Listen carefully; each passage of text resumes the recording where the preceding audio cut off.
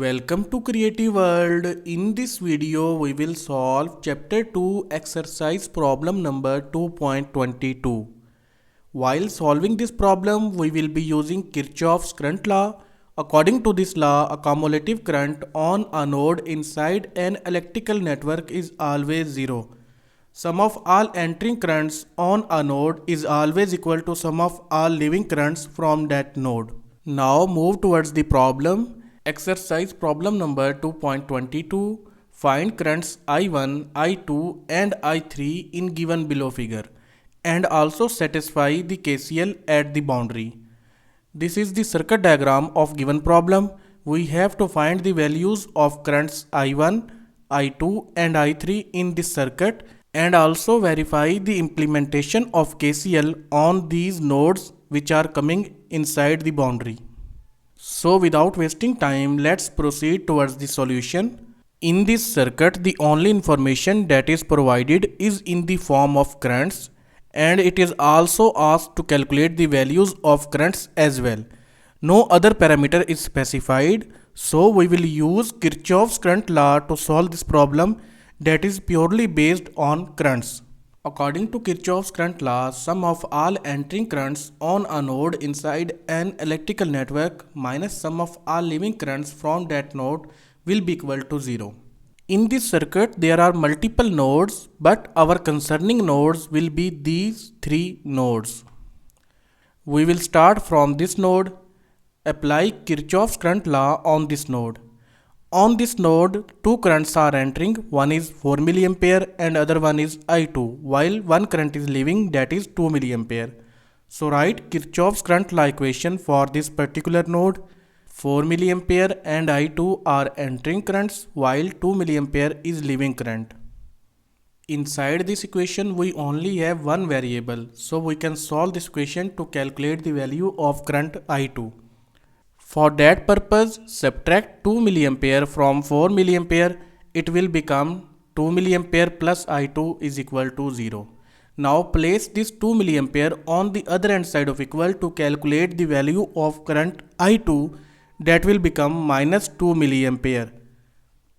So we have calculated the value of current I2, that is minus 2 mA, and this minus sign is indicating that the direction of current I2 inside this circuit is taken wrong side. The actual direction of current inside this circuit is towards this node. Now move to the next node. On this node, one current is entering, that is labeled as I3, while two currents are leaving. One is 4 mA and other one is labeled as I2. So write Kirchoff's current law equation for this node. Entering current is I3 while leaving currents are 4 mA and I2. Both are taken with minus sign because both currents are leaving currents. And we know the value of current I2, that is minus 2 mA. So place the value of current I2 inside this equation. Open the brackets, this minus will multiply with this minus and it will become plus 2 mA. Now subtract 2 mA from minus 4 mA. It will become minus 2 mA because the higher value have minus sign along with it. Now for the calculation of current I3, place minus 2 mA on the other hand side of equal. It will become 2 mA. We have calculated the value of current I3 as well. Now we will apply Kirchoff's current law on this node to calculate the value of current I1. On this node, two currents are entering, one is labeled as I1 and other one is amount of 1 mA. And two currents are leaving, one is 4 mA and other one is labeled as I3. So write Kirchoff's current law equation for this particular node. 1 mA and I1 are entering currents while 4 mA and I3 are leaving currents. Leaving currents are taken with minus sign.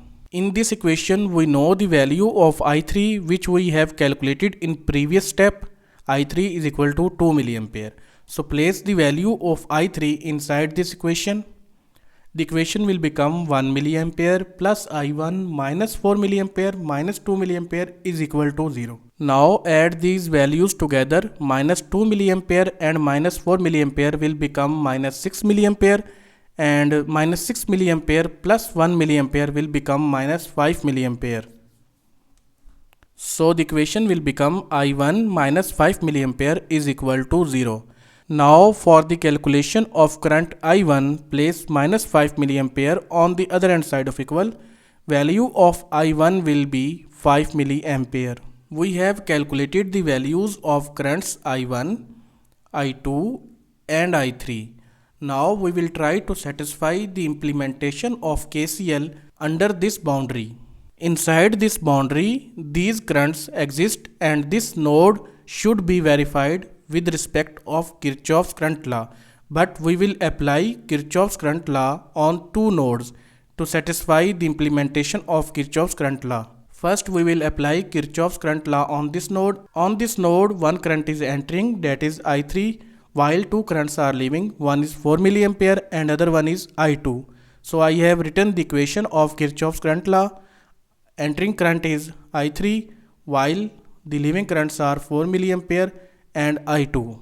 Now place the values of currents I2 and I3 inside this equation. I3 is equal to 2 milliampere while I2 is equal to minus 2 milliampere. Now subtract 2 milliampere from 4 milliampere, it will become 2 milliampere, and open the brackets. This minus will multiply with plus 2 milliampere and it will become negative 2 milliampere. This plus 2 milliampere will cancel out with minus 2 milliampere and result will be 0. So it is satisfying the Kirchoff's current law equation that states sum of all entering currents on a node minus sum of all leaving currents on that node will be equal to 0. Now same calculations will be performed on this node to verify the Kirchoff's current law implementation. On this node, two currents are entering, one is 4 milliampere and other one is labeled as I2, while only one current is leaving, that is 2 milliampere. Leaving current is taken with minus sign while entering currents are taken with positive sign. Now place the value of I2 inside this equation, that is minus 2 milliampere. Equation will become 4 milliampere minus 2 milliampere is equal to 0. Now these two minus 2 milliamperes will add together and it will become minus 4 milliampere. At this stage, plus 4 milliampere will cancel out with minus 4 milliampere and the result will become 0. So again on this node also the implementation of Kirchoff's current law is satisfied. So this was exercise problem number 2.22. Thank you. See you again in next video.